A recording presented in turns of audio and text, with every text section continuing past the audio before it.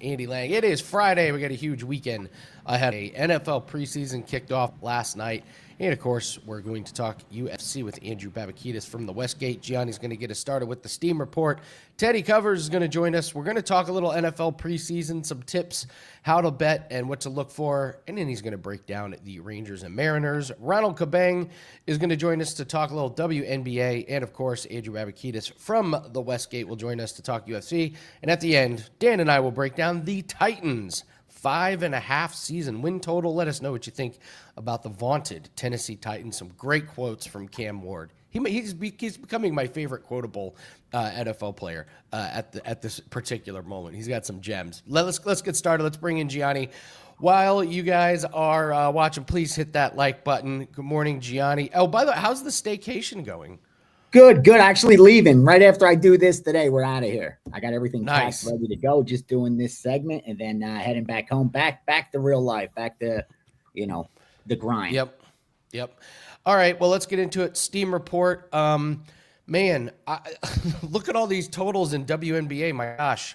I mean, I'm seeing like some 8-point moves on totals. Walk us through what is going on here. Yeah, that's why I don't even share those. I don't even discuss it because I mean, the numbers are gone. Like, I mean, obviously anybody could click the on screen and see a number was 164.5, 65, went to 68, 69, 71, 72. The money's all on the over. You don't need me to tell you that. The only question is, will Middleby work, from the people that got down early? And if you like the under, you're probably getting a better number. But that shows you those smaller markets, that you could make those numbers move significantly. And then if a player's out, it even gets even bigger than that. So you got to be really cautious if you're betting late. You know what I mean? A lot of the moves are strictly information based. Players not playing, players injured. And you see those huge moves. And WNBA actually released a 4% play to subscribers early today. I saw a little confirmation there. It wasn't one of those lines that got away from us, still actually available in some places. But a couple that did get hit that didn't move too significantly in WNBA. Phoenix on the road at Atlanta. They got bet at -2, got bet at 2.5, got bet at -3 as well. That's why you're looking as high as 4 across the board on Phoenix now. And also the under in the Golden State and Chicago. That's starting to creep down from 157 down to under 156 they hit as well. That's why you're looking at about 154 right now. Those didn't swing 5, 6, 7 points. Those legit moves for sure. Phoenix and the under in Golden State, Chicago. Those other big, line moves in the totals, like I said, if you don't get out ahead of them, the only thing you could possibly do is go opposite and, think that was the opener really that off? You know what I mean? Were they going to let the market pound them 6, 7, 8 points later? So, a lot of times I tend to lean with the bookmakers in those situations. Yeah. You're gonna be a good spot if you're always on the side of the bookmaker. We had an insanely low total yesterday in WNBA, and it still came in on the under. And the under in Chicago. That Angel Reese is out, Atkins is still out, and then they got 3 more game time decisions. So you got a ton of injuries in that one. What are we looking at baseball? All right, early game Cincinnati. You got the public and the sharps on Cincinnati. That's why they pushed that from a low of 120.25 all the way up to 135, 140 in some of the square shops. Cincinnati also got bet right before first pitch yesterday to win that series, and they lost game 1. So you have the sharps coming right back with them in game 2, hoping that they can even this one out. I think it's a 4-game series with Atlanta, and they laid -115 on the home Cincinnati Reds in that series. Also taking them today, like I said, 956 over 7.5 up to -130 on San Francisco and the Mets. 958 Colorado +125 NB over 11.5. 960 San Diego got slammed from 160, 165. San Diego sharp, multiple groups on San Diego.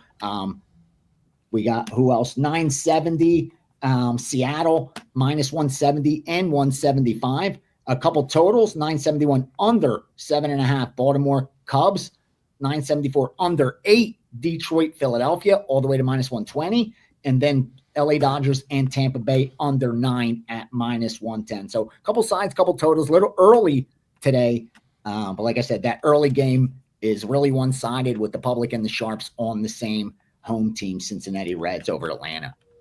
Yeah. All right. Yeah. Well, any surprises in there? I guess, boy, Colorado taking money. I mean, the pitch for Colorado has been awful. Senzatella, the guy's 4-14 with a 6.68 ERA. Yeah. That's a curious play. Yeah. Home dog there with Colorado. Yeah. Not the most trustworthy team, even at home. I mean, you know, what's there to get excited about with Colorado? I mean, this is a game that team that's how many games under 500 now? Like 40 something, 50 something, 52 games. That's a lot. Below 500. Yeah, it's tough to find reasons to bet a team like Colorado. With that said, what are they, 4-6 over their last 10? And if you're getting plus 150 per game, you know what I mean? It's hard, again, to argue why they're betting them. You know, if they're able to win 4 out of 10 games, 3 out of 10 games even, and you're getting 2-1 every time. That's just hard to click. It's hard to click on that button 10 times really on the Colorado Rockies. It's really, really hard. Really hard to do. Look against Cleveland. Look against Cleveland. They won 1 out of 3 games, and you made money. They were like, the game that they won, they were like plus 240. So it's that, you know, Cleveland wins 2 out of 3 games, and if you bet them, you actually lost money betting Cleveland every single game. And you actually made money betting them. And they did that almost right before that with Baltimore. If they could win 1 out of the 3 games in a series, you're probably going to break even or lose a little bit at the worst. You know what I mean? Or you're going to make a little bit. But that's what, if you're betting Colorado, you got to look at the series. And I think that's how you got to approach it. Can they win 1 game? If they could win 1 game, got nothing to lose there. Straight betting them. That's why I think the argument is the lines now, this time of year, there's not all that much. All the attention is going to start being in football. And keep in mind, people parlay these baseball with football once football gets here. And what are they going to be doing? Parlaying the big money lines. And that's why I'm telling you, August dogs are good in baseball. But you're going to be forced to bet the worst teams. Like if you're not comfortable throwing out 2 out of 3 tickets and still being profitable, you're probably not going to have fun betting baseball in August.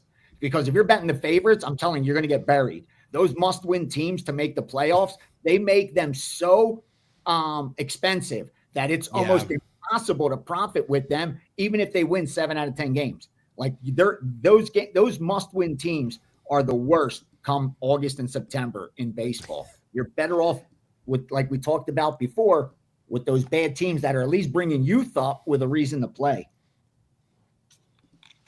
We had a question from Johnny One Time here. He says, Johnny One Time, can you explain the advantages and disadvantages of betting round totals or over-under rounds in MMA versus just a straight money line bet? I don't think there's much difference. It just depends on what your read is. I mean, if you got 2 guys that you think are going to cause a car crash, you're not sure who's going to win, take the under. If you got a good edge on breaking down a fighter or a good line, then you're taking the money. I don't think there's an advantage or disadvantage one way or the other. What do you think? Yeah, I agree. Again, it's just another betting option. At least like with football, you know, some people bet the side, some people bet the total. Last night, you bet the over, you made money, you know. You don't care who wins. You just want to see points, either or both teams to score or one team to just light it up like San Diego did. So yeah, it's just a different option. And I think it all depends on the handicapper. You know, a lot of MMA fans don't bet other sports. Also, I've noticed that some of them are just diehard MMA fans and they're like gamers that don't watch other sports, but they do bet MMA for whatever reason. And they usually do stick to sides or some of those props and stuff like that. But I think there's always a ton of value in those totals. I really do. Sure. I bet a lot of totals, a lot of props as well. You know, it's hard to bet. It's hard to beat sides long term. It really is. Eric was wanting to know, Andy, any steam on the Red Sox? They're getting money. I saw that. They're getting love. Okay. Public and sharp there. Yeah, that was one of those teams that actually stuck out a little bit. I did see sharp money. The reason I didn't use them here is because I saw a lot of public money on Boston today already. So some of that line move may be public money related as well. The overnight might have got hit by sharp on Boston, but since then it's been all public on Boston at, you know, plus money at home. And I think that's going to continue.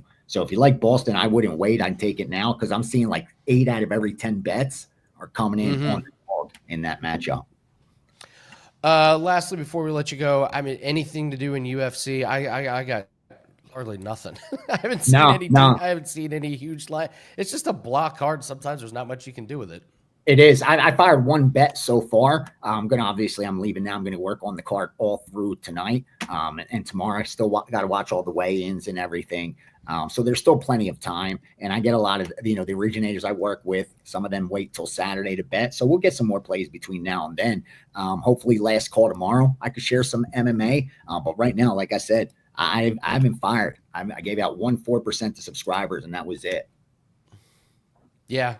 I have one UFC play, one PFL play, and that's going to be it for MMA. It's just two really, really bad cards. So, yeah. All right, what do you have up for clients up at WagerTalk? Yeah, I'll have the baseball up today because baseball start coming in within the next 45 minutes. Like I said, guys up north, they wait till about 10 a.m.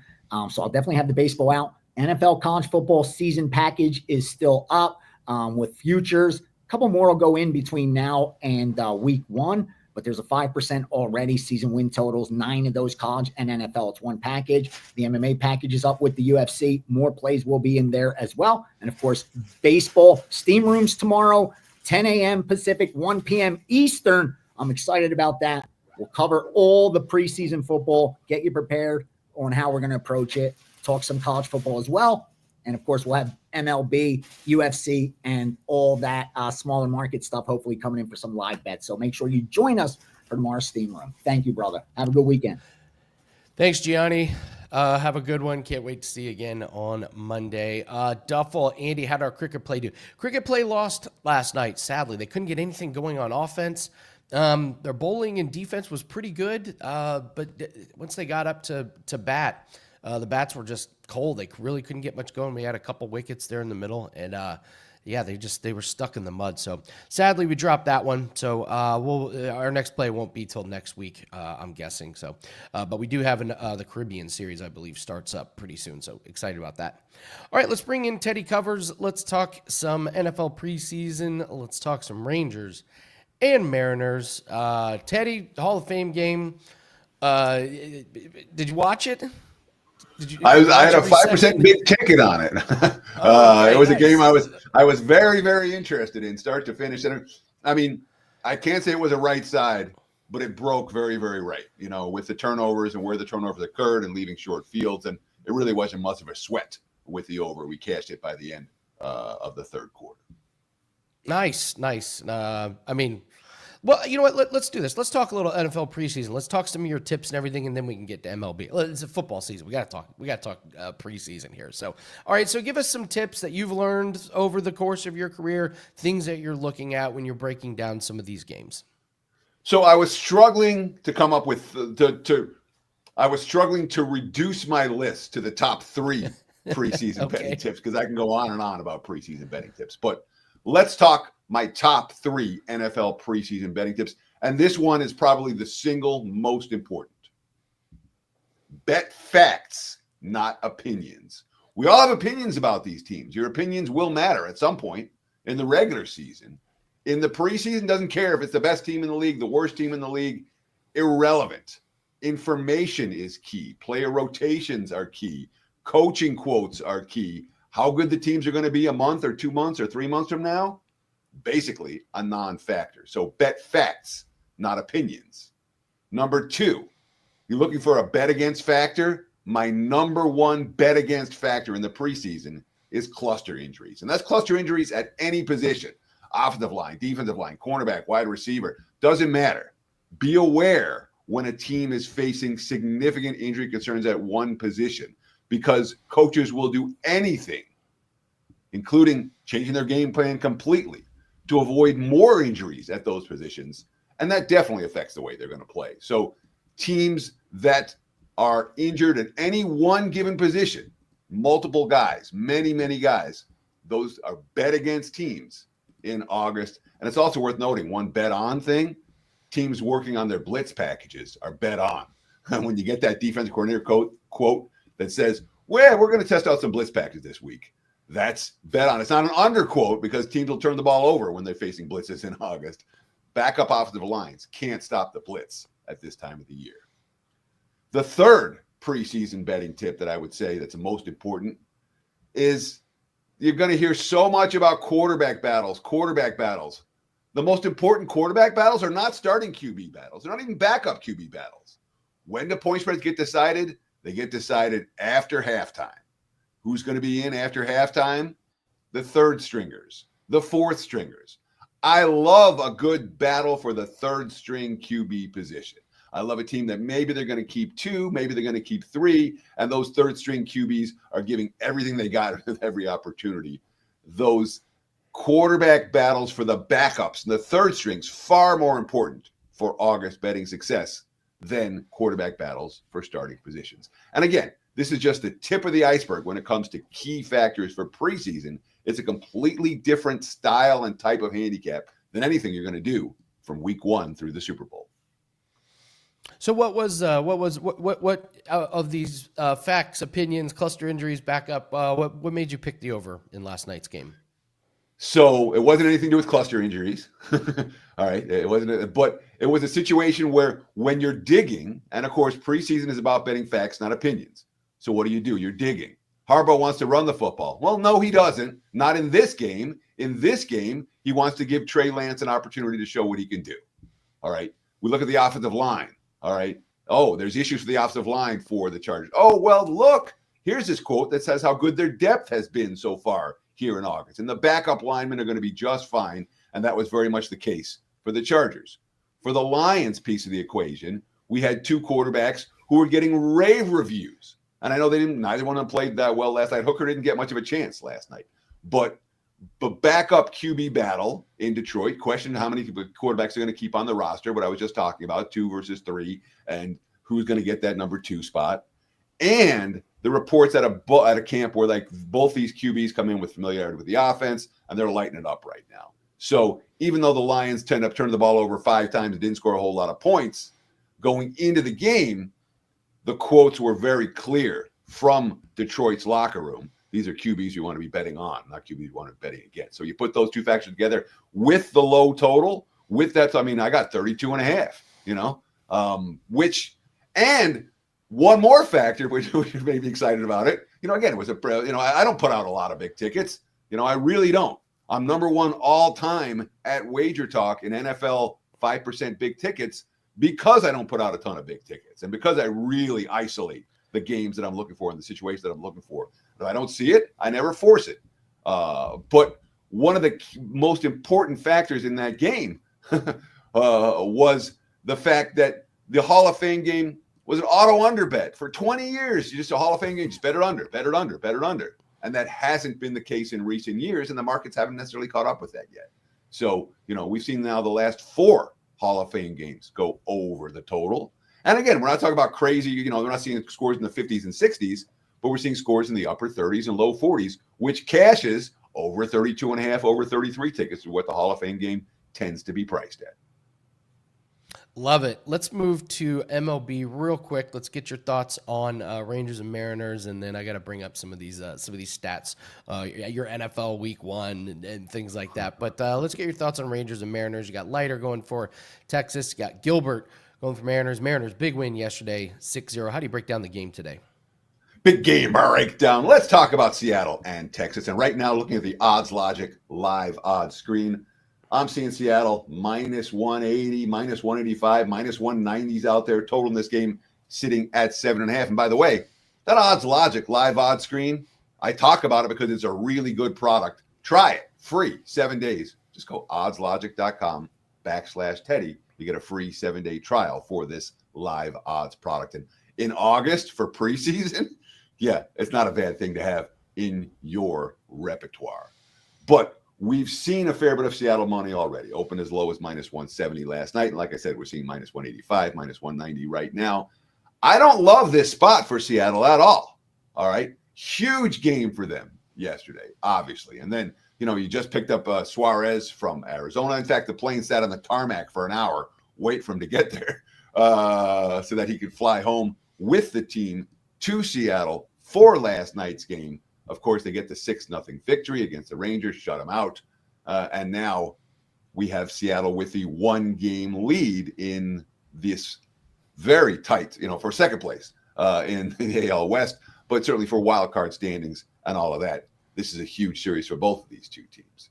That being said, so you have the huge, you have this big trade. Oh, we're buyers. And you have the big win, and you stay up late the one night waiting for your guy.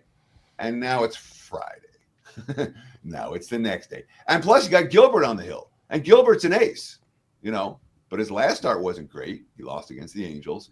In fact, since coming off the IL in mid-June, Gilbert has one quality start in 8 tries. All right. He's not pitching at an elite level right now. We look at Texas. And again, this team went 16-8 in July, as hot as any team in baseball. All right. They're off a loss, 10-4 off a loss since mid-June. Nary a 3-game skid during that entire span. All right. Jack Leiter. Again, he doesn't have the name that Logan Gilbert does, but guess what? He's won his last 3 starts, dominated Atlanta last time out. Atlanta scored 12 runs last night. We know that lineup can hit. Leiter shut him down last time out. Shut down the A's before that. The A's can hit. I know. He shut down Seattle in his last start against the Mariners in June, 6 innings of 1-run ball. So I think the spot is right. The Rangers sure look like live dogs to this better. It's Texas at the plus price or pass for me tonight. And boy, I really appreciate those likes, those comments, and the follows if you haven't done so already.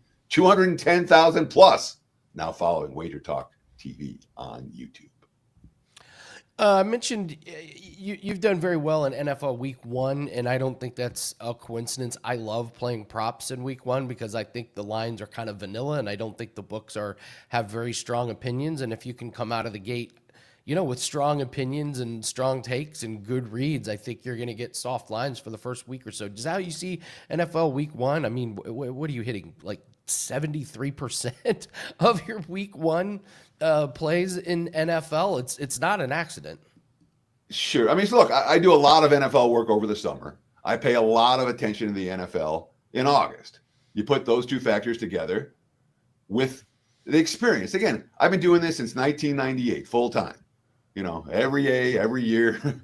And you learn, over the course of time, you do learn things. You pick up stuff. Hey, I'm going to pay more attention to this. You see trends change.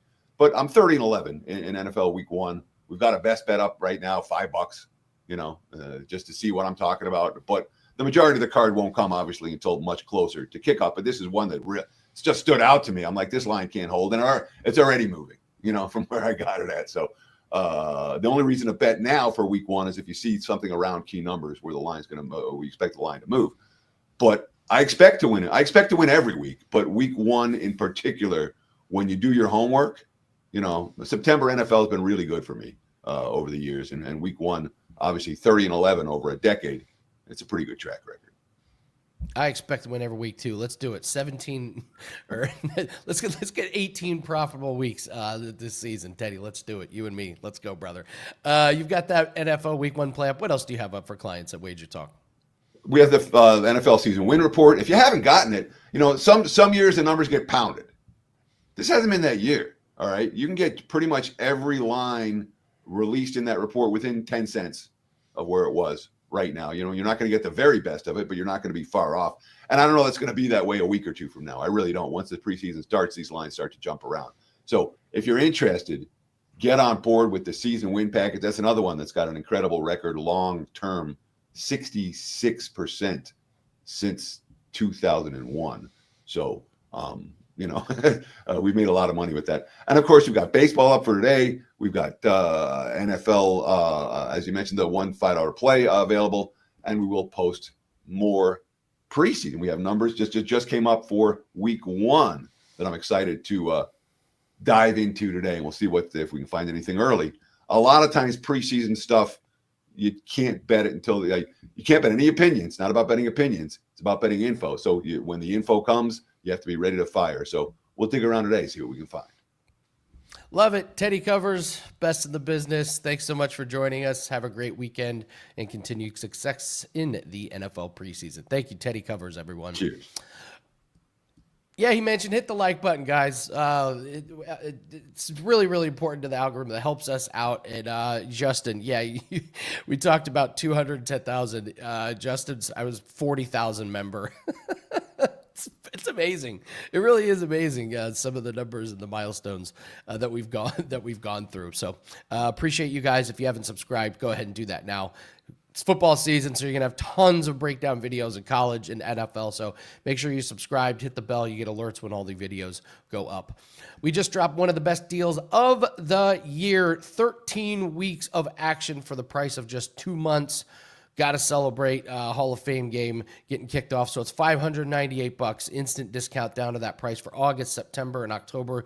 You get 3 months of NFL, college football, MLB, UFC. If you're like me, you're doing golf, you're doing Formula One, you're doing NASCAR. Any sport that we have is going to be available. You're going to get everything from your favorite handicapper through October 31st. It's only $6.50 a day. It does not get better than that. The earlier you jump in, the more you get. So again, if you know you're going to invest in a chunk of football season from a handicapper, make sure you get in as many plays as possible. Lock the special now. Ride with us through Halloween. Yes, it's August 1st, and we're doing a Halloween special. That's how we roll here at WagerTalk. So 13 weeks for the price of just 2 months. Let's bring in Ronald Cabang, WNBA extraordinaire. Ronald, we had some crazy lines that we talked about earlier. Like you don't really see 8, 9, 10-point moves in many sports, but you can certainly see it in WNBA. I do want to talk some Sparks and Storm, and then we'll talk a little bit more about a couple of other NBA teams. So the Sparks had their 5-game winning streak broken. The Storm have alternated wins and losses the last 9 games. They cannot get going on a streak. It's just win one, lose one. How do you break this game down tonight, Sparks and the Storm? Yeah, this one's pretty interesting. I think you mentioned the Sparks were on a 5-game winning streak prior to losing to the Aces on Tuesday. It was sort of a flat spot for them. They played their first game home after 3 straight road games, and they also flew through multiple time zones. They were coming from New York and then playing in LA. And with that said, the Storm are pretty much in the exact same position for this game. They just finished a 3-game East Coast road trip. They're coming from Connecticut, I believe. This is their first game home, flew through multiple time zones. So to me, I mean, we talked about this in the NBA too. This is really a sort of a flat spot, and I'm expecting that from the Storm today. And if you look at them from just a trend perspective, 3-7 ATS as home favorites, they're averaging just 79.7 per game. The last 4 instances, last 3 instances, they stayed under 70 points. And if you look at recent form as well, the last 5 games post All-Star break, Storm dead last in offensive rating, playing with the 4th slowest pace in the league, averaging just 71.6 per game. Their team total, I believe, is 86.5. So that's a big jump. And obviously the Sparks defense isn't that great, but they did bring back Cameron Brink. This will be her 2nd game back. She did play 13 minutes. She had a block and a steal, a few rebounds. She played pretty well during her time on the court against the Aces. For me, I'm assuming they're going to slowly ramp up her minutes, but as she continues to play more, she's going to be an impact player on the boards and on defense. For me, I think a lot of things were pointing towards the Storm kind of struggling offensively or continuing to struggle offensively. So I would look towards Sparks plus the points or the team total under 86.5. The only reason why this didn't make my card, I just want to hear more about Cameron Brink's game status, if she's going to be on a minutes restriction or anything like that. But depending on that, I might actually end up adding it to my card tonight. One of the revelations this year to me is that Angel Reese, it turns out, is really, really good for the offense, which I don't think many people would say. And yeah, she's out again. They got their team total at 74.5. I'm going under on the Chicago Sky. Look at all those injuries that they're dealing with. I don't know. What's your thoughts on Angel Reese in the Sky? Because I mean, her offense and shooting was kind of, a laughing point, and now. The numbers don't lie. When she's not in there, they cannot score. What's your take on this situation?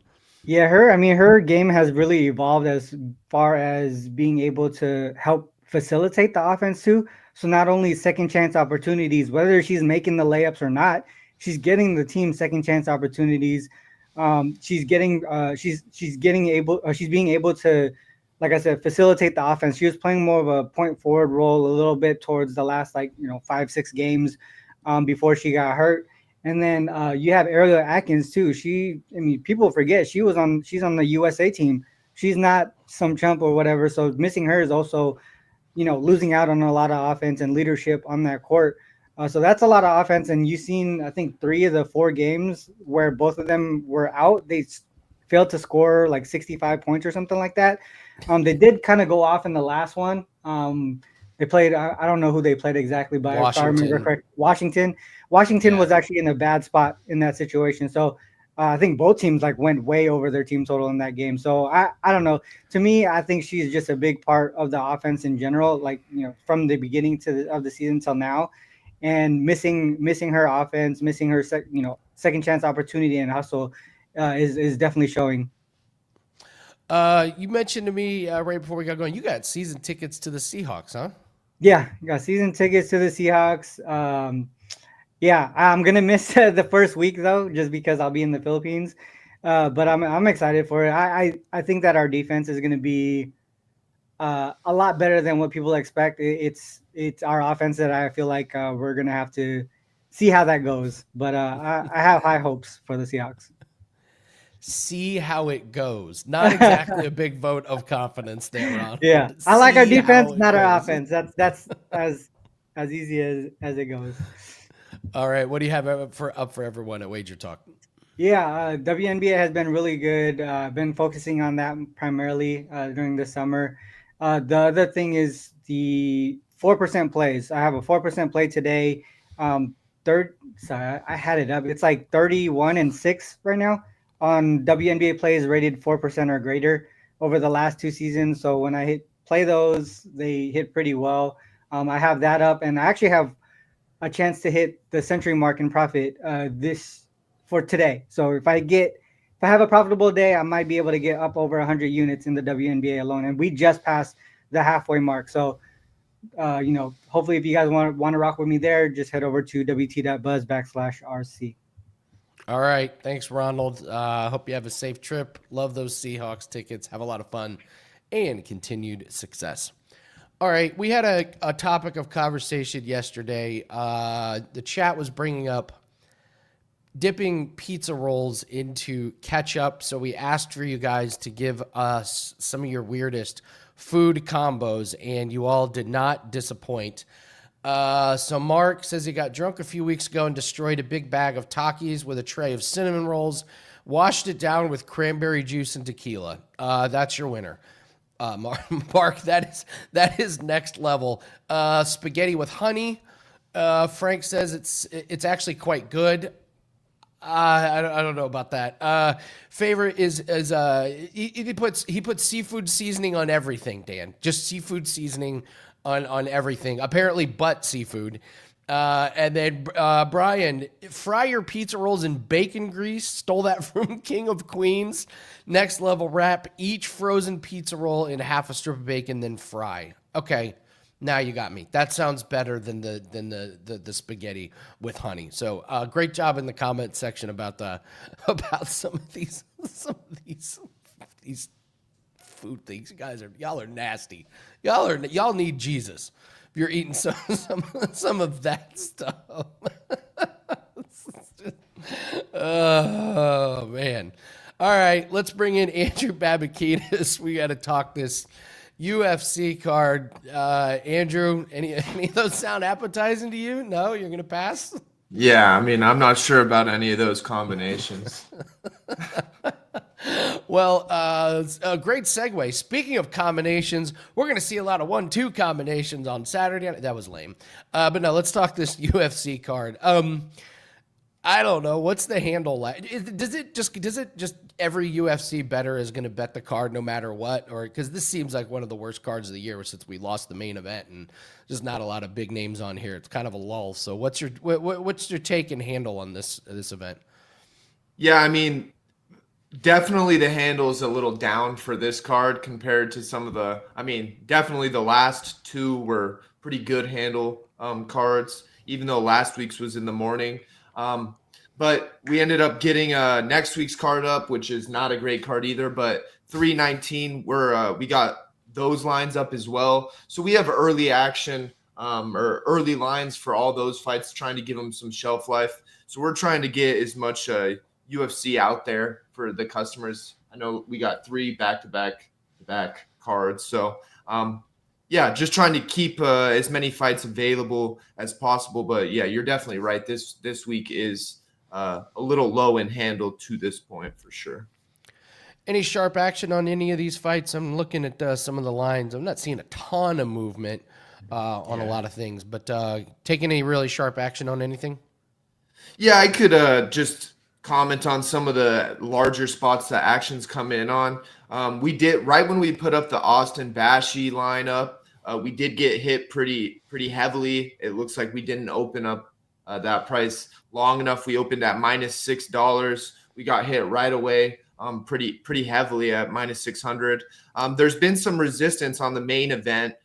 Park is actually getting some handle. There's been some bites on the dog in that fight. I know that's a short notice fight. The Albazi fight got canceled, but it's nice to see some dog plays early there.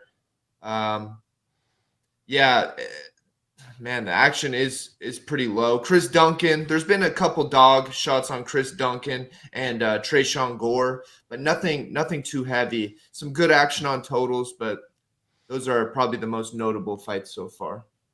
Yeah, I like the Trayshawn Gore look as well.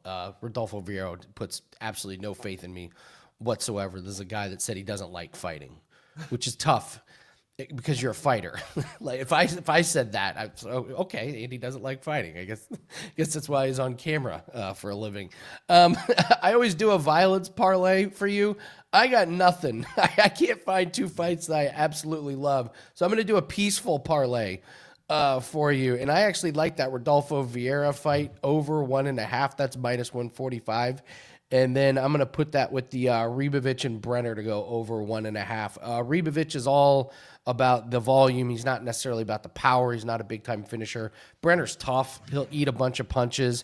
There's a chance Brenner gets involved in the wrestling. And then Vieira and Gore, both these guys are good on the ground. That's all Vieira's game. I don't see a knockout. Neither of these guys are big punchers. I like both of them to go over 1.5. What's your take? Yeah, that's the Ribovic-Brenner fight is one that we got hit on early on the over. So that line's kind of moved for us over at the SuperBook. We opened it at 115 at 2.5. Right away, we got hit pretty heavily on the over. Not too much action on the Gore total. I know that one's sitting at a 1.5 line over -140, but not too much handle on that one. All right. What's your favorite play on this card? Yeah, I mean, I'm also with you. I think I like Gore as well, just based off of the price and not being able to trust Vieira. But I'll give a different play since you kind of already said that one. I kind of like Ketlin Souza in that fight. I think that fight might play out a little bit closer than what the line is showing right now. You can almost get 2-1 on Souza. I know she had a disappointing last outing, but maybe a good get right spot and a fight that will probably play out a little bit closer than what the line is indicating. I agree. We went over that one yesterday, and her opponent's a cheater. Her opponent headbutts other people. And it's a sport where the winner is the most violent person, and she got DQ'd for being too violent. So we'll just leave it at that. All right, Andrew, what do you guys have going on over at Westgate these days? Yeah, we're all hands on deck getting ready for the NFL season again. So we're trying to get as much content out for the NFL. If you guys are looking for a book to add in your Vegas repertoire, this is definitely a book that I'd say is pretty competitive, especially with the pricing. We got very, very fair splits on major markets. NFL spreads, we're going to have the most fair splits that you're going to be able to find. And like I said, with the UFC content, I'm trying to get as much out there for you guys as possible. Either sharing information on X or getting cards out early. future fights out early. And if you have any questions about that, feel free to hit me up on X. And yeah, I'd love to get those early fights out. But as always, thanks for having me on. We'll have more information on these upcoming cards with a little bit better fights and a little bit better handle. But yeah, love talking to you. Actually, we got a quick question for you in the comments section, if you don't mind. Question for Andrew. In the WNBA, why do we have such big swings in WNBA over-unders? I mean, we've seen some lines that swung 7-8 points. How off can they be? What's the explanation for those huge swings? Yeah, I mean, I would definitely say there's a lot that goes into it. I know, obviously, the injury stuff, people are just keeping up with those all the time. And those have a big those swing the markets pretty big. But, I mean, the sharp action that comes in on WNBA, the markets are a lot softer. So the lines are obviously going to move a lot more until, maybe the market gets a little bit more solid and there's a lot more sharp handle. But yeah, limits are lower. Lines are softer. So if some sharp guy comes in and bets a big number on a total, we're going to move it much more aggressively, trying to, win on his side and write some money on the other side. Love it. Love it. Andrew Babakitis over at Westgate. Buckle up, Andrew. You're not going to get much sleep here shortly. So thanks for joining us, man. Have a great weekend. Thank you. All right, let's do all around the world, and then we're going to break down the Titans over under 5.5 games. If you're interested, guys, we have 2 MMA plays. It's in one pack. PFL and UFC, only 2 plays for the entire weekend, but they're plays we really, really like. So PFL play goes off tonight. UFC play goes off tomorrow. So if you're interested in PFL and UFC profits, go grab that. WT.buzz/AL. All right. All around the world, we got a few baseball games, and then we got a prop in WNBA. We'll go to the Pirates at the Rockies. We mentioned this one earlier. Drew Martin likes the over 11.5. 2 bad pitchers. Senzatella, 6.68 ERA. Haney, 4.7 ERA. And an 8.79 ERA the last 6 starts. Also perfect weather. Hot, and there's 10 mile an hour blowing out. So good situation there. We're going to the Fever at the Wings. We're going to Leah Boston over 8.5 rebounds. The last 4 games without Caitlin Clark in the lineup, she's allowed 12, 10, 11, and 12. Sorry, she's had 12, 10, 11, and 12 rebounds. Last 5 games, Dallas 9th worst allowing opponent rebounds. So Leah Boston over the rebounds. Then Dodgers and Rays looking at another over here. Hot weather, wind blowing out again. Kershaw's not made it out of the 4th inning the last 2 starts. And the opposing pitcher gave up 8 runs in 4 innings the last start. So we got 3 overs there for you. All right, speaking of over, let's see if Dan and I liked over on the Tennessee Titans at 5.5, Dan. Let's see. 3-14. Next, end the segment. Don't forget to like and subscribe. We'll see you. Thanks. Have a good weekend. No, I'm just... All right. They're 3-14 last year. Last year, they're 25th in defense, 18th in offense. They did sign their left tackle. That was their big signing. So they do have help to protect Cam Ward. They signed a safety, a guard, D lineman, D tackle, kind of those things. I'm loving Cam Ward's comments in some of these situations. So they asked Cam Ward to comment on Will Levis being out for the season, and instead of saying like, "Oh, he'll come back stronger than ever, we're pulling for him, great teammate," he just said, "I didn't have a reaction. I'm focused on Cam Ward," which is just. I mean, it's honest, but I'm guessing the marketing department didn't write that for him. Then they asked him to comment on the Titans offense, and he says, "I just think we're very mid." This is great. Maybe he's trying to sell low. You know what I mean? I'm all in on the Cam Ward experience here. All right, PFF rankings: 20th for running backs, 30th for wide receivers. Yikes. 24th offensive line, 14th defensive line, 32nd in linebackers, 21st in secondary. There is not a lot to like about this Titans team on paper. at Broncos, Rams, Colts, at Texans, at Cardinals, at Raiders, Patriots, at Colts, Chargers, then the bye week, Texans, Seahawks, Jags, at Browns, there you go, at 49ers, Chiefs, Saints, there you go, at Jags. I'm guessing you're going under on this Titans team. Yeah, I mean, so top 10 easy schedule. You kind of laid it out right there. So let's start with the positives for this Tennessee Titans team. Super young, right? This is also a team who the best years are ahead of the Tennessee Titans. Excitement. You get the first, overall pick who somehow whenever he's dropping quotes, you could just replace his name with Boobie Miles from Friday Night Lights. Like it feels like if you asked him, hey, how'd you do in school? He would say, I got straight A's. And they would say, in what classes? He would say football. That's the only class. I'm an athlete. like Boobie Miles would, right? The thing for me is though, man, I don't see where maybe the consistency comes in for this team. Yes, they have an easy schedule, but it's never like there's this stretch that goes, oh, this is where they build their confidence. There's always these little tough matchups for them sprinkled in there. 5.5 is low, but Andy, people talk about, the Jets, the Jags. They talk about all these teams being the worst team in the NFL. For me, I think the worst team with the lowest win total is going to come in as this Tennessee Titans team. Sure, they play some of those teams like the Saints, but I think it's going to be Titans versus Saints for the race to the bottom, for the race to the first overall pick. If you're the Tennessee Titans, this year you don't have aspirations, right? This year is a wait and see year.